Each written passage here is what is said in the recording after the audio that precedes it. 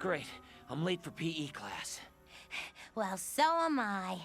At least I'm not the one who dropped every single page out of their report folder. Maybe I dropped it because you rushed me around like a junior drill sergeant. Well, well, look who's late to their gym classes. Oh, please, Dongle. What earth-shaking excitement did I miss? Jumping jacks? Actually, Coach Mook just gave a lesson in the fundamentals of wrestling. Shame you missed it because he just agreed to let me wrestle one of you. Ha! Like we need a lesson to beat you at anything, Dongle. Interesting attitude, since I've been wrestling competitively since I was 6. If Dongle beats us, we won't survive the humiliation. You have to win! Me? You're the big bad boss woman. You wrestle. Oh, sure. Stick me with the dirty work again, you thumble-fisted little... Whoa! That's a lot of hostility for best friends. The ancient Greeks were big wrestlers. Maybe they could help you with your little challenge. You think the Greeks could give us a lesson in wrestling? Among other things. What does he mean by that? How should I know? I don't know. How should I know how you should know? Oh, boy.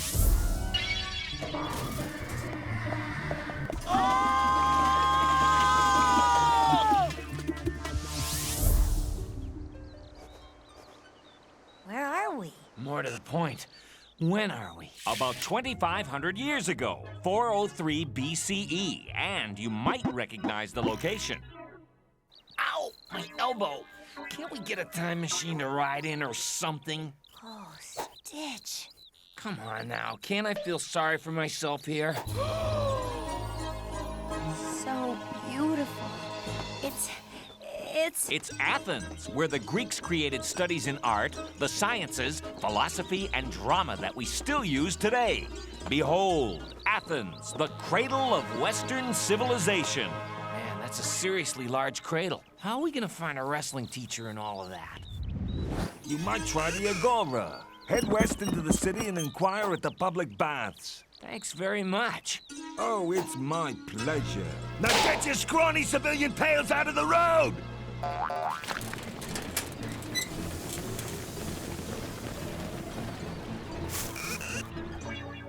Sheesh, somebody's a grumpy bear. Sure, war will do that to you.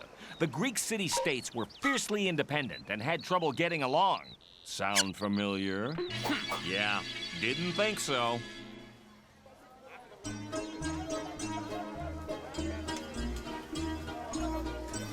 Man, this Agora joint is more crowded than the mall during a Moonlight Madness sale. The Agora was the Athenian hotspot. You could buy, sell, have a business meeting, or just chat with friends. Excuse me. Got any good wrestling teachers around here?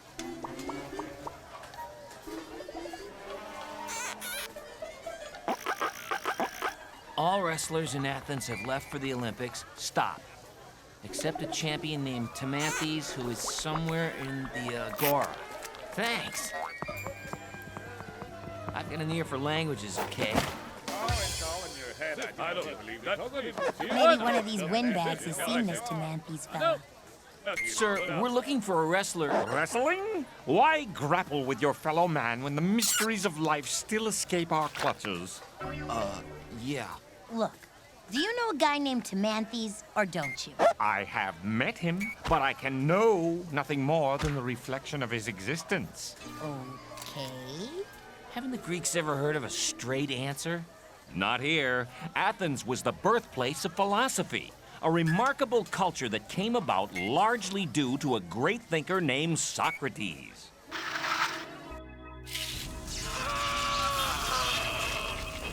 Socrates was an old soldier and stonecutter. He was not a handsome man, nor well-groomed. But his brilliant mind won him respect from those who understood him. He questioned everything from government to religion. He believed in searching for truth, no matter where it may lead you. Unfortunately, Socrates' search led him down a dark road. The government said that he corrupted young people by teaching them to question authority. So a jury found Socrates guilty, and he was executed. Others followed in Socrates' footsteps. In their quest for wisdom, Greek philosophers questioned everything, but didn't always have the answers. But he proved that the power of one person's mind can change the world. He was Socrates, father of philosophy. Wow! Socrates rocks! Too bad he can't help us find Timanthes. He's at the assembly. Excuse me? Timanthes, the wrestler, he spoke of attending the assembly today. Oh, do you know him? Yes, nice fellow, a bit overly competitive. I saw him earlier grieving about not making the Olympic team. I'm Lenartes, humble philosopher. I'm headed that way. Perhaps we can have an exchange of ideas and concepts while we search for him. Here's a concept for you. How about stopping at a Euro stand? Ow! There is only one way to defeat the savage Spartan army. We use our stores of barley to lure a giant weasel, possibly 2 giant weasels, to go and eat them. Timanthes is not here. Perhaps he has left the assembly. If that doesn't work, I suggest we bombard them with barrels of drool. This man is a genius. What is all this blah, blah, blah? The assembly, a place where everyone is permitted to vote and speak on the issues.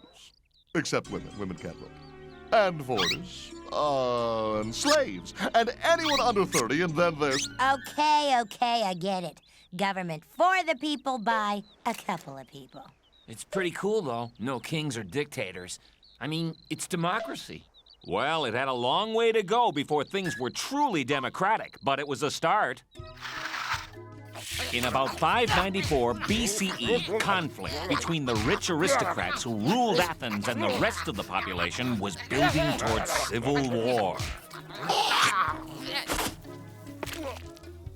But a middle-aged poet and merchant named Solon came to the rescue.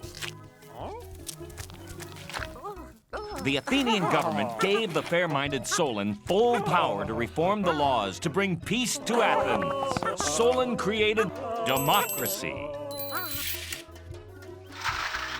Wow.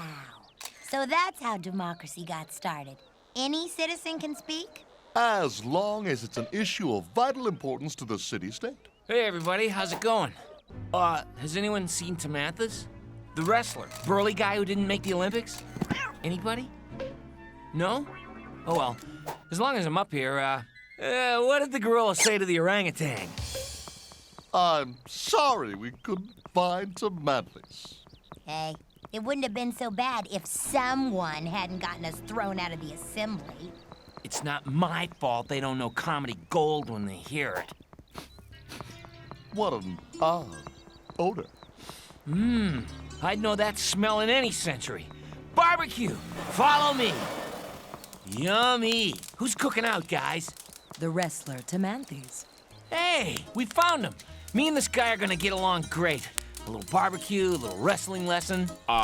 Don't get your hopes up. Timanthes' story showed the importance the Greeks put on athletics. When the famous wrestler lost his strength and could no longer be number 1, he decided to end it all.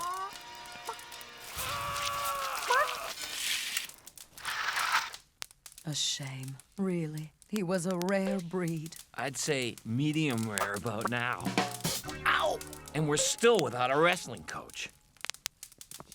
We could try to find another teacher in Athens. We could be attacked by Spartans. Right, like that's a choice. Actually, I'm afraid we don't have a choice.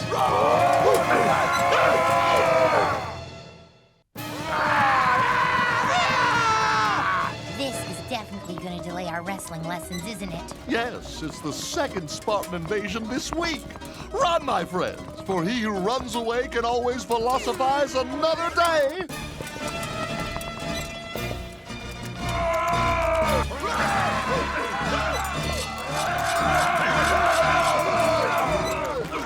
I don't get it. Aren't the Athenians and Spartans all the same people? Yes, all Greeks, but don't expect to see a lot of brotherly love. Greece never developed into one united country, but grew into city-states, the most powerful being Athens and Sparta. They started out as friendly neighbors and even worked together to defend against Persian invaders. But then, Sparta and Athens started arguing over who was going to be top dog in Greece. It got ugly. Sparta had fertile fields and a large population to create the most powerful land army in the world, while Athens had excellent engineers and organizational ability to build the biggest and most powerful fleet of warships on the sea. If only they had joined forces, Greece could have been a remarkable and enduring power. But instead, the city-states kept fighting and were weakened by a war that lasted over 3 decades. Well, until these cranky pants get together, I'd rather not be in the middle. We've got to get out of here. I've got a plan that will get us to safety in no time. And who's to say I don't have a good plan? Please, not now. If not now, when? Tell me, is Athens your city-state? Not exactly. Actually, we were just looking for a good wrestling match.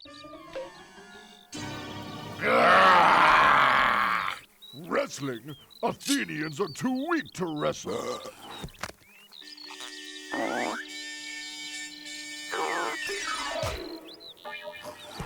We Spartans are the strongest of all Greeks. We just whipped Athens in the Peloponnesian War. Just ask Thucydides. Who? Thucydides. He's a Greek historian who wrote the first official history of the wars between Athens and Sparta. Only Athenians would be smart enough to know that. Gee, these guys don't cut Athenians any slack, do they? Well, yes. Spartans were certainly dedicated in their struggle against Athens. They always swore to be victorious or dead. The Spartan used his shield in battle. If he won, he would return victorious with his shield. But if he lost, he would be carried off the field of battle on top of his shield, like a stretcher. You are young enemies of Sparta. Shall we kill them? Nah, we won the battle. Let's do what we usually do to all inferiors. Yes, please. We'll take you as our slaves.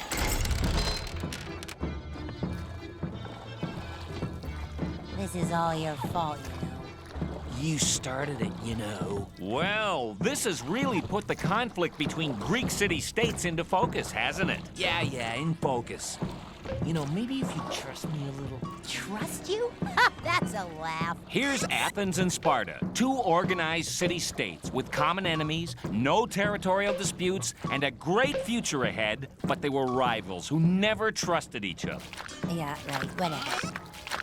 How am I supposed to trust you when... Come on, give me a chance. What I'm saying is that it's amazing to think of how much more Greece could have achieved if Sparta and Athens would have stopped arguing and worked together. Listen, do you mind? Yeah, please. Ugh, have it your way. As I was saying, if you would visit reality now and then... Please give me a break. See, now look what you've done. Your constant harping caused a solar eclipse. Milos like Athenian. Milos eat.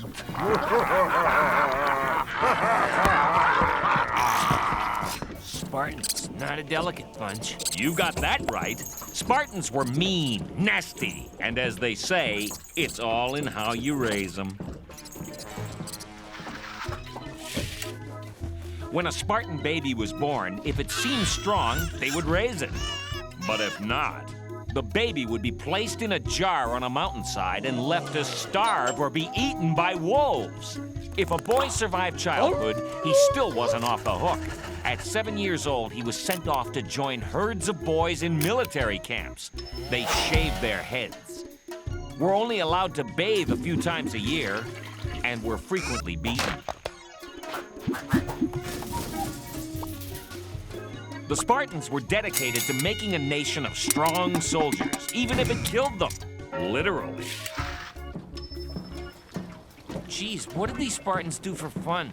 Pull out their toenails? No, pull out other people's toenails. Stop, Milos. We're gonna For what? Friendship? Moral support? You Athenians are supposed to be so brainy, but you don't get it! Get used to the new jewelry. You're gonna be Spartan slaves for the rest of your lives.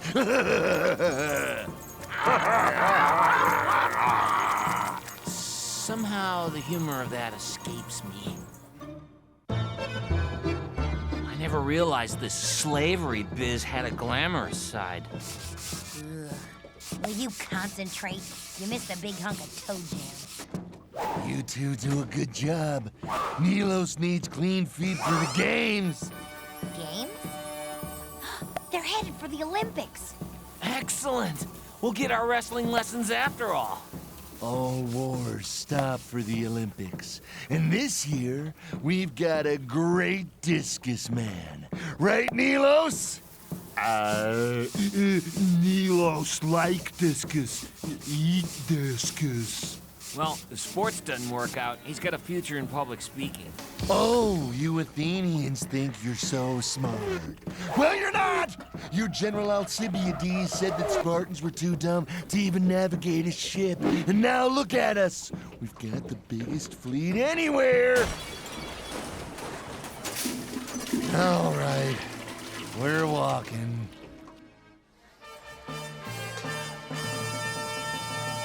Hey, Delphi fans! I can see the future! You're gonna lose! Thebes rules!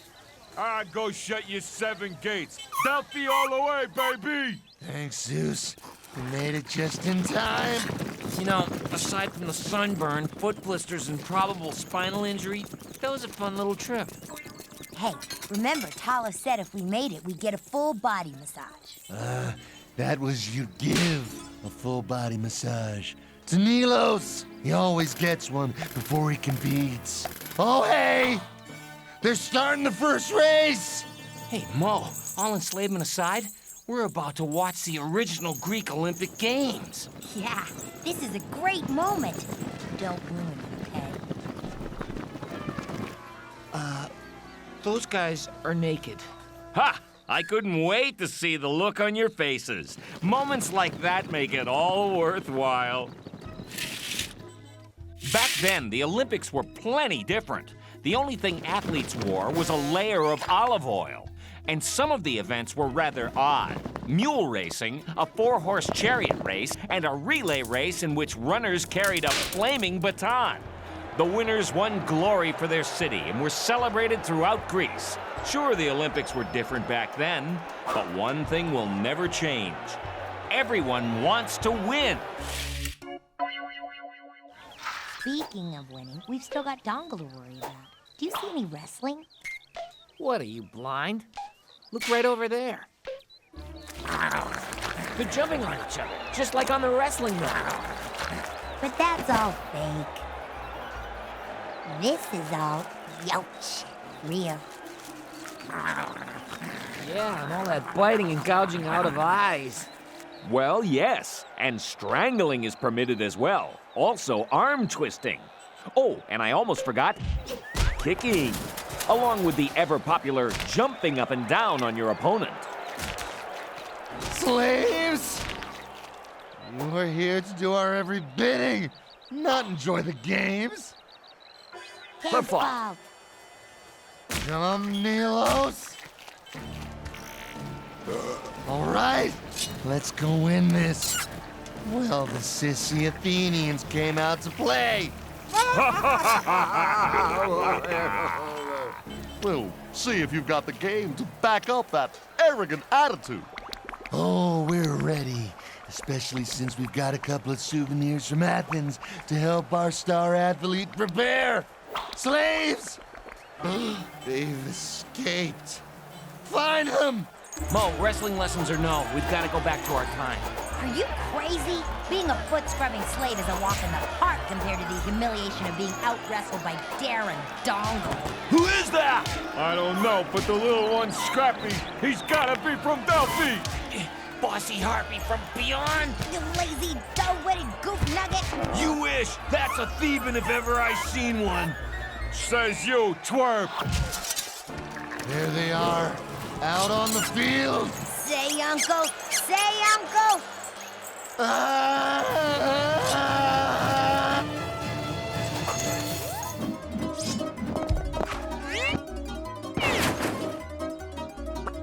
Hey, you screwed up my throw, you dumb Macedonian ape! Get bent, Corinthian!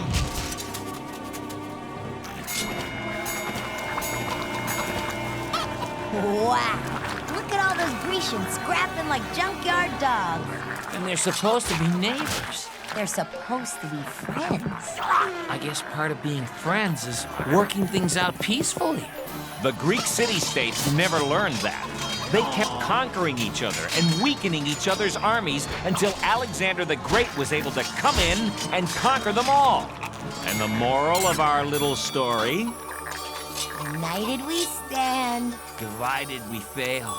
And that's 2 at the buzzer. Ready to go home?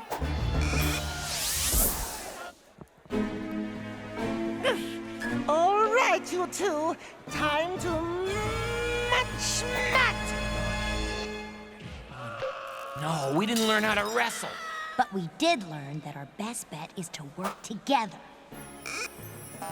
You're gonna have to take us both on. We have to wrestle the way the ancient Greeks did, completely naked. What are you doing? I have some olive oil in my locker. Olive oil? So we can cover ourselves with it. Gotta do it right, don't we? And hey, we need an audience. Let's get the whole class over here. Never mind. I can't wrestle. I've sprained my esophagus. Oh, yes, it's quite painful. I should see Nurse Remsen. Goodbye. Glad to have that problem solved. What about our problem getting along? Let's say it's a thing of the past. Pals? Pals.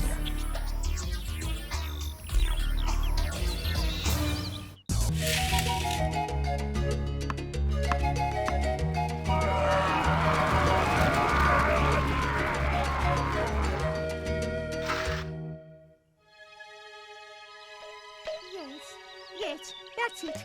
Now just a few more seconds. Oh, no! Confound you, rodent! I would have immortalized you! What's all the fuss, Picasso? Oh, what do you mean? The objective of the Earth Day poster contest is very clear. To capture the beauty of nature. Well, my nature just ran up a tree. Don't sweat it, Dongle. You can't beat us anyway. What? All you drew is a sick-looking flower. How can you possibly win? Because Mo's horoscope said that she would have great success today. Plus, on the way here, I found a 4-leaf clover. The signs are clear. We were meant to win this poster contest. We can't lose. They'll throw away that chance at winning, and I will emerge victorious. Oh, yes, well, I see. That makes perfect sense. You obviously haven't won. Goodbye. Huh? I never thought I'd see the day when Dongle got a clue. Don't you think it's a little risky staking the poster contest on superstition? Well, come on, man. The 4-leaf clover, Mo's horoscope, the signs are all there. You guys are gonna need a large dose of reality. I'm gonna let you see how superstition pays off from the granddaddy finger crossers of them all, the Aztecs of ancient Mexico.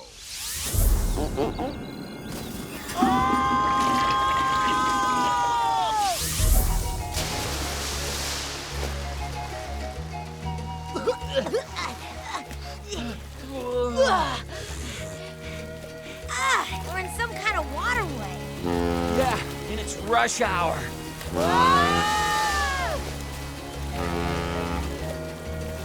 Talk about needing a commuter lane.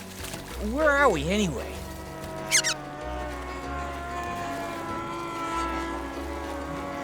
Mexico, the year 1520.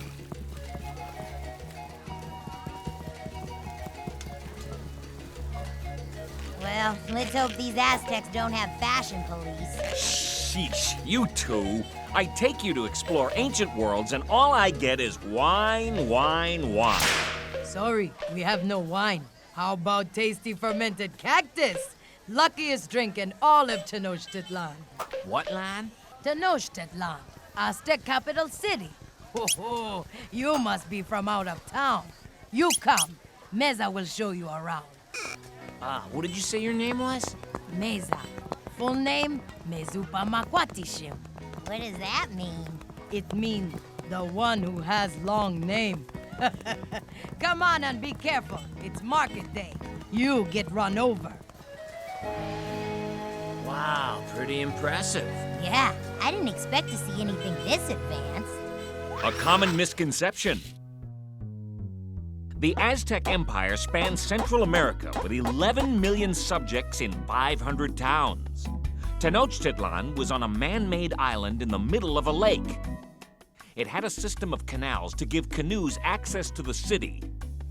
It had at least 100,000 inhabitants, over twice the population of any European city at that time. And they even had public restrooms. Yes, it's all part of that crazy, crazy Aztec town of Tenochtitlan, the city that never sinks.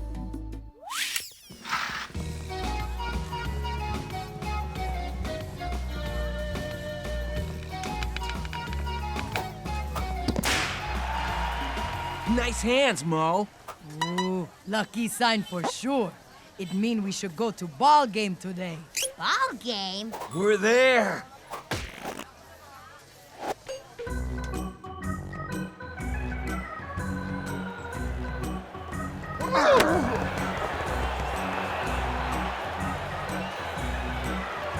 Wow, check out the hoops, Mo. Whoa, that's one for our side, baby. Yeah, but it's Yucatan's ball now. Teams must score without grabbing ball. Mesa, what's the game anyway? It's called Hakatok. Hakatok, that sounds so cute.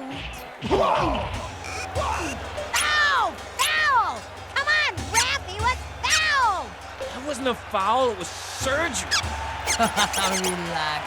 This not so rough compared to some games I've seen.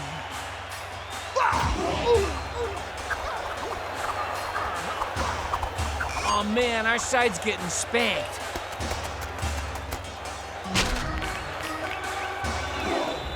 What do you expect? All their players are in intensive care. Hey, that's dirty play, buddy.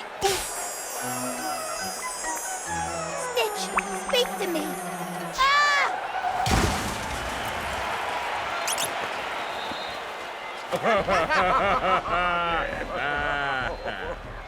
These goons don't realize they're messing with 2-on-2 champions.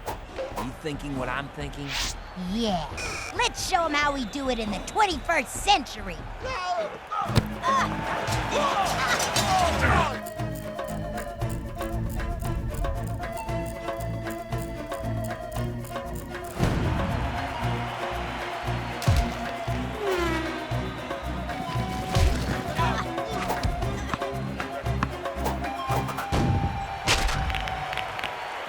We gotta bail. We're the only ones left on the team, and these guys are out for blood. Don't worry, Stitch. Remember my horoscope said I would succeed today? And you got your 4-leaf clover. Oh yeah, what was I thinking? If these guys want to play rough, let's give them a taste of the old pigskin. It's time for one of our famous plays, Button Hook Bomb. You got it.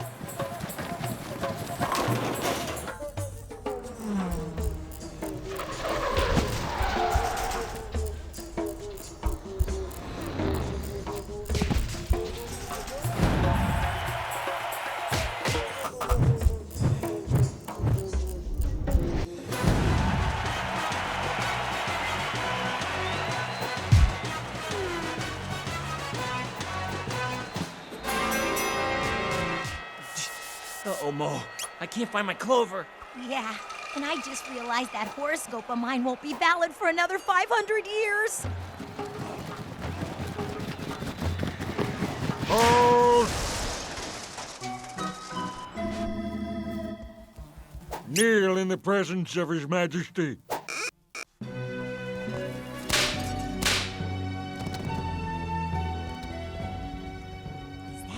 saying? Either that or a really lame showgirl.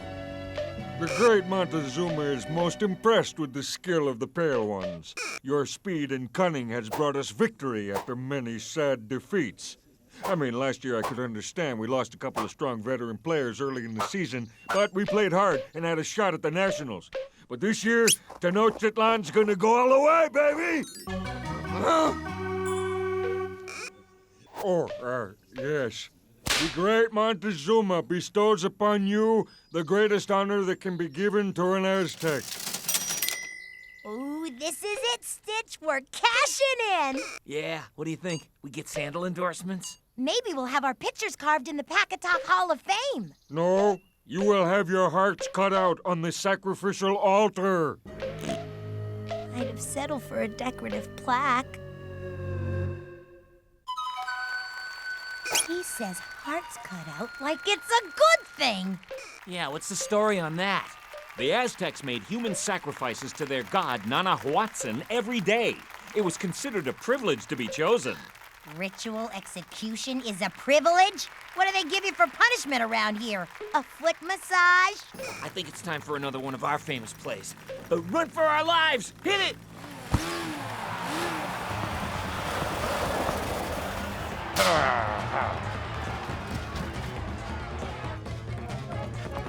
The guards are hot on our tails, Mo. Turkeys! Well, I was gonna call them big, stupid... No, come on!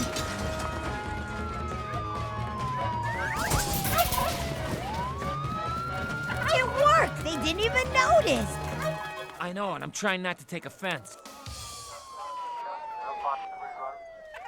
Psst, come on! Meza, you saved us. Yeah, thank you from the bottom of my still functioning heart. Well, it was my fault anyway. I forgot to tell you not to win at Pacatok. These days, everyone who does good at something gets sacrificed. What's the deal with the sacrificing anyway? No more talking, guards all around. You just sit there and corn. Corn, very good luck. Ugh, I can't stand corn. It's so gross and bubbly, and these husks are chafing my sunburn. Would you rather hide in one of those boats? What's that stuff? Manure to fertilize the fields. Corn. Corn is good. Montezuma may send soldiers looking for you, but as long as you don't attract attention, you'll be okay in Meza's village. Wow. We can't thank you enough for helping us out there, Meza. Yeah, I'm no doctor, but I'm pretty sure heart removal can be harmful to your health. Ah! Giant birds! Don't take me! I'm not a worm. I'm just skinny. Not giant birds. Volador ritual. What? Volador. Oarmen dressed like eagles swing around pole 13 times. And the logical purpose of that would be... It add up to lucky number 52, of course. But why do that? For same reason Montezuma sacrificed people at Great Temple. And that would be... Oh, why else, silly? To make the sun move across the sky. Maybe you guys could use a little backstory here. According to Aztec legend, the ancient gods met at Teotihuacan, or Place of the Gods. It was completely dark there, and the gods wanted a sun. But everybody knows the only way to make a sun is for a god to set himself on fire. So Nanahuatzin, a wise and groovy god, leapt into the fire. Don't try this at home, kids, and became the sun. Everything seemed hunky-dory, but the sun didn't move. Nanahuatzin told them that before he would move across the sky, he wanted the rest of the gods to give their lives too. So the gods went to Quetzalcoatl, the feathered snake god, and had their hearts ripped out.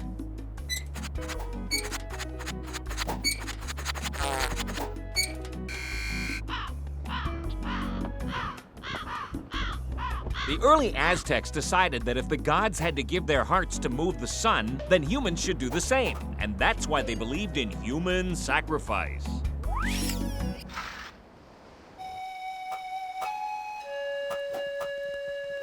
Well, as long as they had a good reason. That's ridiculous. The sun doesn't even move. The Earth moves around it. It's basic science. Ixnay on the Iants say. Dumping on ancient religions is a time travel no-no. Basic science? No. I said basic, giants. I thought it was giants that threw the sun across the sky. No. All giants died in flood that came after the first age. Jeez! Didn't you guys go to school? I don't get it, Meza. If it's so vital to keep the sun moving, why didn't you turn us into those guards? 'Cause sacrificing you two is a mistake. You ran away at the arena. So obviously you don't have courageous hearts.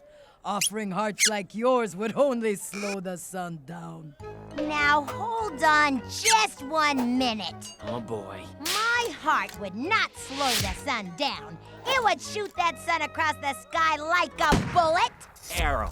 Oh, yeah, right. Arrow. You won't find hearts with more courage than ours.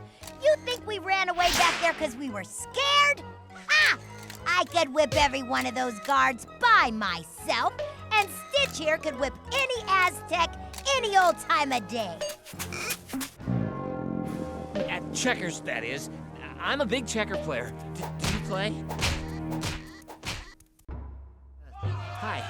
Okay, now, some things were said back there, and I think it's possible that they might have been taken in the wrong way.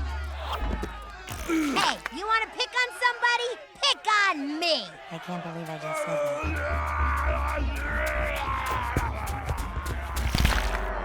that. Try this on for size, you big moose.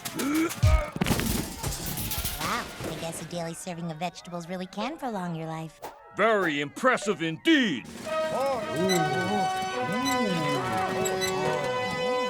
Is there a theme park around here?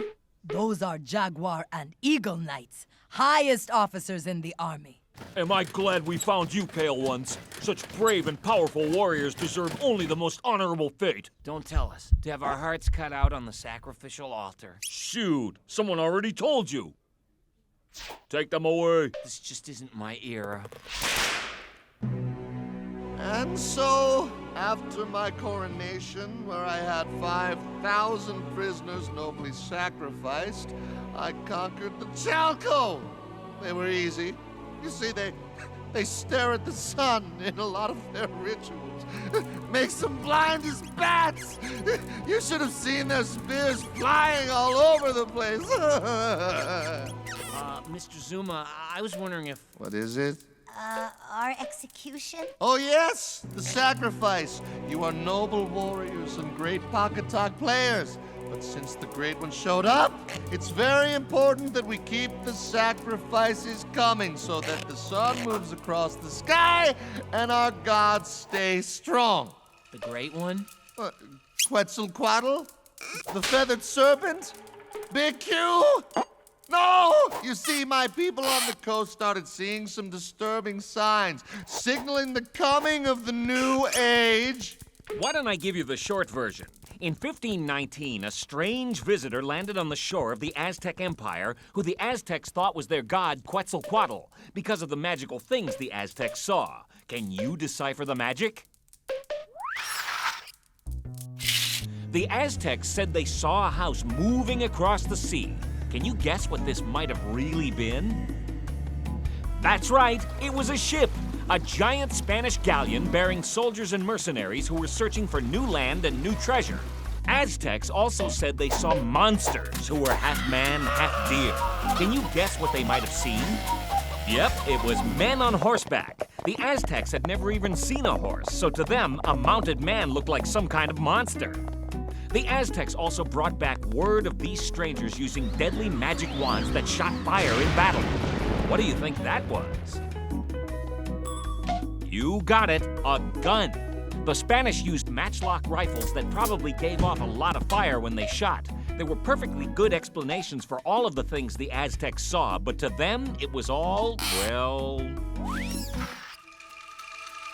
Magic! Magic, they said. So I sent for my priests and advisors. I found out that this is the end of the Aztec 52-year cycle. The year that Quetzalcoatl returns to destroy the Empire and all that we have accomplished. And then my priest started to see signs. Signs are important. Oh, sure, you gotta watch the signs. Tongues of fire were seen in the night sky, and the great temple caught on fire. The signs all pointed to one thing. This stranger has got to be Quetzalcoatl. Whoa, wait a minute. Horses, ships, and Spanish soldiers? That's not divine intervention. That's an invasion. You can't ignore the signs. But you can't ignore the facts either. Sure I can. I do it all the time. I'm doing it now. Ignore, ignore, ignore! But what if it isn't your god? How can you risk your entire empire on a bunch of superstitious signs? You dare to question me? I will. Ooh, another sign. I've got serious preparations to make. But No buts! Now you two eat a non-fat lunch, okay? I want your hearts to look real nice for our guest. Take them away! Oh, but before you go, could you sign my game ball? other kids are doing their homework, watching a little TV, and me? I'm a human sacrifice. Yeah, but we'll have a great story to tell. We'll be dead. The glass is always half empty with you, isn't it? Molly, do that thing you do. Big Q will be here any minute. Stop! There will be no more sacrifices. But, mighty Quetzalcoatl, we must take out the heart so the sun keeps going.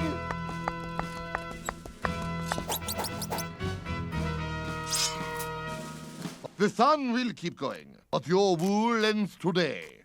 And I am not a god. My name is Hernan Cortez.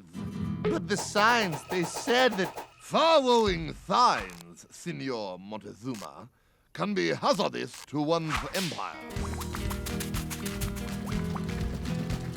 I claim this empire and everything in it for the glory of Spain! Ah, we're free. Well, kinda. You're my slaves. Swaves?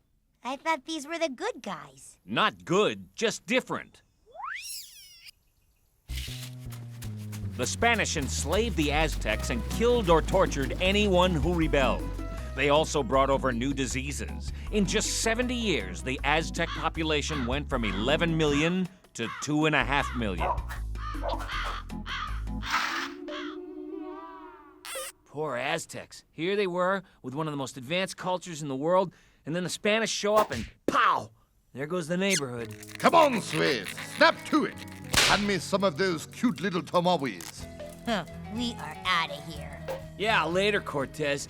I hope you get Montezuma's revenge. Montezuma's revenge? Oh, come here, you fluffy-tailed rat. Your fidgeting cost me first prize. Hey, Darren, did you win anything for your poster? No, but I did get sent a certificate of merit from the Society of One-Eyed Squirrels. What's so funny? At least I got more than you losers. Oh yeah? You got more than first prize? First prize? But that's impossible. You only drew one silly flower. Wait. I thought you were mad, but the superstition really worked. You won! Oh, I must go immediately and get a rabbit's foot. No, 2 rabbit's feet. Oh, I'll search for lucky pennies wherever I go. I'll be the luckiest boy alive. I'll never lose another contest again. You never even looked at our new poster. Yeah, relying on signs and superstition instead of your own good sense is dangerous.